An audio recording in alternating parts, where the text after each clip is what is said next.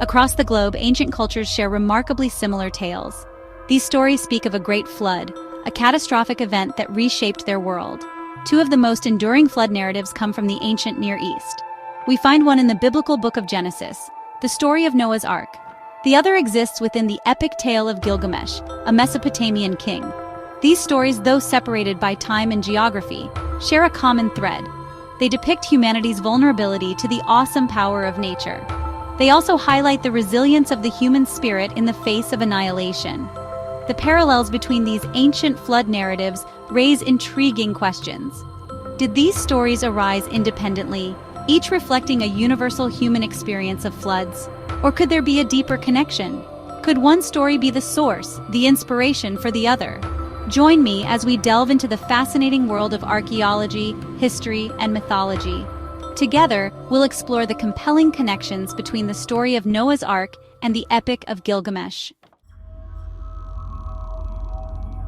The story of Noah's Ark is a cornerstone of Abrahamic religions. It tells the story of Noah, a righteous man chosen by God. God warns Noah of an impending flood. God instructs Noah to construct an ark. Noah is tasked with preserving all living creatures. Following God's instructions, Noah builds the ark. He brings aboard pairs of every animal. The rains begin and the floodwaters rise. For 40 days and 40 nights, the deluge continues. Life outside the ark is extinguished. The ark remains afloat, a beacon of hope. As the floodwaters recede, the ark rests on Mount Ararat. Noah, his family, and the animals disembark. God makes a covenant with Noah. This covenant is symbolized by a rainbow. The story of Noah's Ark is a reminder of God's judgment and mercy. The Epic of Gilgamesh from ancient Mesopotamia is one of humanity's oldest works of literature. It tells the story of Gilgamesh, king of Uruk, a powerful ruler, two-thirds god. He seeks immortality and meets Utnapishtim, the flood survivor granted immortality by the gods. Utnapishtim recounts the deluge and building a boat. The flood narrative is a cautionary tale, highlighting the gods' capricious nature and human life's fleeting nature. Section 4. Striking Similarities, a Comparative Glance. The flood narratives of Noah's Ark and the Epic of Gilgamesh, though originating from different cultural and religious backgrounds, bear striking similarities. Both stories feature a chosen individual, Noah and Utnapishtim respectively. These individuals are warned of an impending flood, a divine punishment for human wickedness. Both Noah and Utnapishtim are instructed to construct a vessel, an ark or a boat, to save themselves, their families, and representatives of the animal kingdom. Both narratives describe the flood's devastating impact, the complete submersion of the world, and the eradication of life outside the ark or boat. The duration of the flood, 40 days and 40 nights in the Noah's Ark story, and 6 days and 6 nights in the Gilgamesh epic, while different, emphasizes the prolonged and catastrophic nature of the deluge. Both accounts feature the grounding of the vessel on a mountain as the floodwaters recede. The protagonists in both stories release birds to ascertain the presence of dry land. These striking parallels, despite differences in details, strongly suggest a connection between the two flood narratives. Section 5. Historical and Cultural Contexts, Mesopotamia and the Ancient Near East. To understand the potential connection between the Noah's Ark and the Epic of Gilgamesh flood narratives, we must consider their historical and cultural contexts. The Epic of Gilgamesh originated in ancient Mesopotamia, a region in the Fertile Crescent known for its advanced civilizations. The earliest versions of the Gilgamesh epic date back to the 3rd millennium BCE. Mesopotamia, situated between the Tigris and Euphrates rivers, was prone to seasonal floods.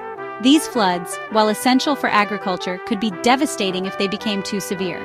The flood narrative in the Epic of Gilgamesh likely reflects these lived experiences, embedding real-world anxieties about the destructive power of nature into their mythology. The story of Noah's Ark, as part of the Bible, is situated within the cultural and religious traditions of ancient Israel. The dating of the Genesis account is debated, but it likely reached its final form during the Babylonian exile in the 6th century BCE. During this period, the Israelites were exposed to Babylonian culture and literature, including potentially the Epic of Gilgamesh. The similarities between the flood narratives suggest that the biblical authors may have been influenced by pre-existing Mesopotamian traditions. As Section 6, Enduring Impacts, Shaping Religions and Cultures.